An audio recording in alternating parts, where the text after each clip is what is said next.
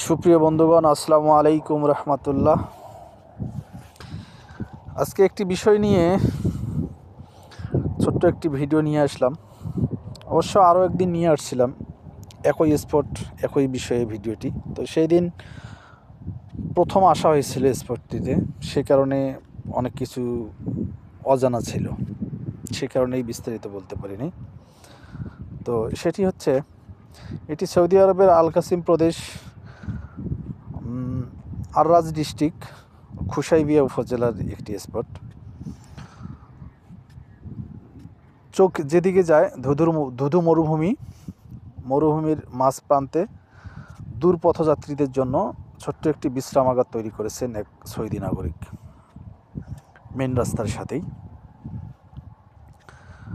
যদিও খেজুর পাতার ছাউনি এবং কাঠের খুঁটি দিয়ে বিশ্রামাগারটি তৈরি করা, কিন্তু তারপরও এর ভিতরে নেই, এমন কিছু নেই পথযাত্রীদের সেবার জন্য। প্রথমে একজন পথযাত্রী এসে তার হাত মুখ ভালো করে ধোয়ার প্রয়োজন, সে কারণে টেম্পোরারি একটি বেসিন প্লাস বেসিনের যা লাগে সব কিছু প্রস্তুত করে রেখেছেন, তা দেখতে পারছেন।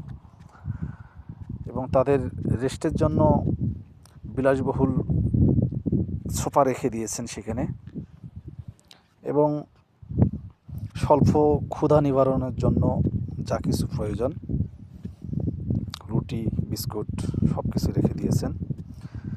এবং দূর পথযাত্রীদের জন্য মোবাইলের চার্জ প্রবলেম হতে পারে, সে কারণে আইফোন থেকে শুরু করে টাইপ সি, টাইপ বি সকল প্রকার চার্জার রেখে দিয়েছেন, যাতে তারা তাদের ফোন চার্জ করে নিতে পারে। অলরেডি দেখতেছেন একটি ফোন চার্জে দেয়া। তো আসলে একটি জিনিস চিন্তা করে দেখেন যে মানুষের মন মানসিকতা মানুষ কত ভালো হলে এরকম কাজ করতে পারে। ভিতরের পরিবেশটা দেখেন যে কত সুন্দর করছে, যে দূর পথযাত্রী একটি লোক আসবে, এখানে বসবে, একটু বিশ্রাম নেবে, একটু চা খাবে, একটু গাওয়া খাবে, বা দেখা যাচ্ছে 2-4টা খেজুর খেয়ে পানি খাবে। তার জন্য গরমের দিনে ঠান্ডা পানি এবং ঠান্ডা দিনে গরম পানির ব্যবস্থা করা আছে। এখানে উনি বলে দিচ্ছে যে কোনো আইটেম, কোনো কিছু যেন না নেওয়া হয়। আপনি যত মন চায় খান, খেতে পারবেন, কিন্তু কোনো কিছু নিতে পারবেন না। লাল চা, দুধ চা, লাল চায়ের সঙ্গে বিভিন্ন ফ্লেভার অ্যাড করে আপনি খেতে পাবেন। এই যে শুকনো পাতাগুলো দেখতে পাচ্ছেন, এখানে পুদিনার পাতা আছে, এরকম বিভিন্ন প্রজাতির পাতা আছে এখানে, কমপক্ষে 10-15টা আইটেম। তো একটার একক ফ্লেভার। আমি এক একটা করে দেখার পরেও, এক একটা করে স্বাদ নেওয়ার পরে নির্বাচন করতে পারিনি যে আসলে কোনটা কি। কতগুলো জাত, কতগুলো পদ আছে এখানে। তো আসলে বারবার একটা জিনিসে আমি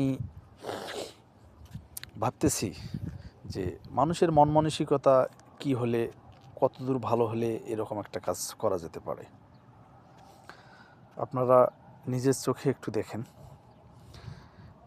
এই লম্বা পাত্রটিতে গরম পানি রাখা আছে। আপনি গরম পানি নিয়ে ইচ্ছে অনুযায়ী আপনার ফ্লেভার দিয়ে চা বানায় খেতে পাবেন। যে এখানে বয়ামে চিনি রাখা আছে, এদিকে চায়ের টি ব্যাগ রাখা আছে। আপনি ইচ্ছে অনুযায়ী যেভাবে মন চায় সেভাবে চা তৈরি করে খাবেন। এবং রুমটির মধ্যেখানে টেবিলের উপর কমপ্লিট চাও রেডি করা আছে, লাল চা তৈরি করা আছে।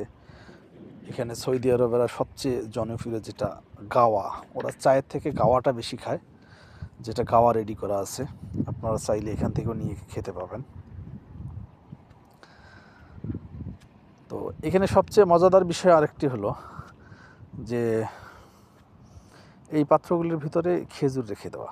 এগুলো হাতে তৈরি করা। সৌদি আরবের মেয়েরা মূলত এরকম হাতের কাজ করে থাকেন, তারাও বিশেষ করে গ্রামের দিকে।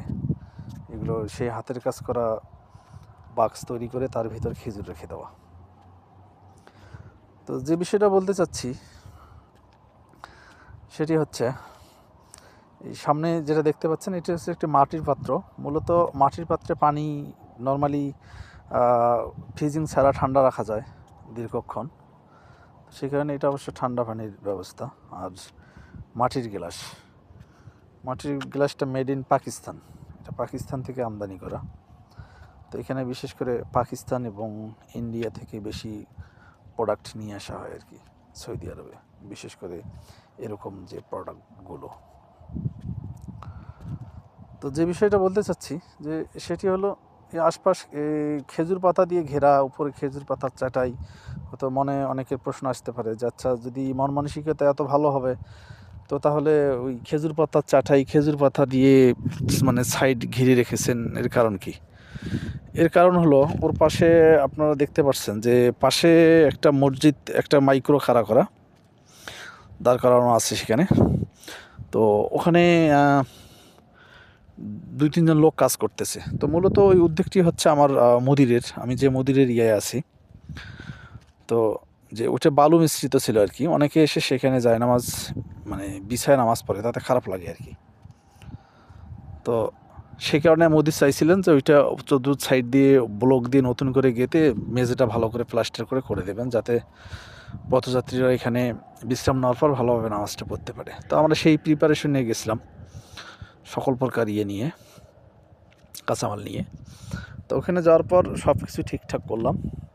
ঠিকঠাক করার পরে উনি এসে মানা করলো যে ভাই এটা হলো সরকারি জায়গা, সে কারণে এটা এরকম করা যাবে না। আর সরকারি জায়গা বিধায় উনি এরকম কোনো কিছু করেনি। আর মেন রাস্তার সাথে তো সরকারি জায়গায় হয়, আর মানুষদের সেবা দিতে গেলে যেহেতু ওরকম জায়গা করা সম্ভব নয়, তো উনি সে কারণেই এরকম করছেন। অবশ্যই এর জন্য লোক রেখে দিচ্ছেন, প্রতিদিন একজন লোক এসে সব পরিষ্কার পরিচ্ছন্নতা করে, সব দেখভাল করে, সব ঠিকঠাক করে রেখে যায়। তো এটি উনি একটি খাতা রেখে দিচ্ছেন মানে মানুষের মন্তব্য করার জন্য। সবাই আসবে, সেবাটি গ্রহণ করবে এবং কার কি মন্তব্য, বিষয়টি কেমন লাগলো, আর কি মানে কোন নতুন কোনো কিছু সংযোজন করা যায় কি না, এটা লেখার জন্য মূলত উনি এখানে 2-3টা খাতা এবং মোটামুটি 4-5টা কলম রেখে দিয়েছেন একটা টেবিলের উপর। তাতে সবাই এসে বিশ্রাম নেওয়ার পর চা চক্র করার পরে দেখা যাচ্ছে তারা তাদের মন্তব্য করতে পারবে যে আসলে বিষয়টি সব মিলে কেমন লাগলো, উদ্যোগটি কীরকম, বা এখানে আসলে আর কি করলে মানুষের সুযোগ সুবিধা হবে। তো এইটা হলো সবচেয়ে বিষয়। তো আসলে আমরা সবাই ভোগ করতে চাই, ত্যাগ আমাদের সহ্য নয়। তো সে কারণে আমরা সব নিয়ে কবরে যেতে চাই। আসলে কি আমরা কবরে নিয়ে যাওয়ার মতো কিছু পাবো? এটি হচ্ছে সেই মসজিদ। পরে মসজিদ দিয়ে শেষ পর্যন্ত আমরা ওই সাইড দিয়ে শুধু ব্লক গেঁথে বালু দিয়ে সমান করে রেখে আসা লাগছে, যে মেঝেটা ভালো করে প্লাস্টার করে দেবো সেরকম করতে পারিনি, কারণ এটা অনুমোদন নেই। উনি বলছে যে এটা করলে পরবর্তীতে সরকারি লোক এসে আমাকে ধরবে যে এটা কেন করা হয়েছে। আর আমাদের দেশে সরকারি স্থাপনা দখল করে নিজে ভোগ করে খাচ্ছে। আর উন্নত বিশ্বে মানুষের সেবার জন্য সরকারি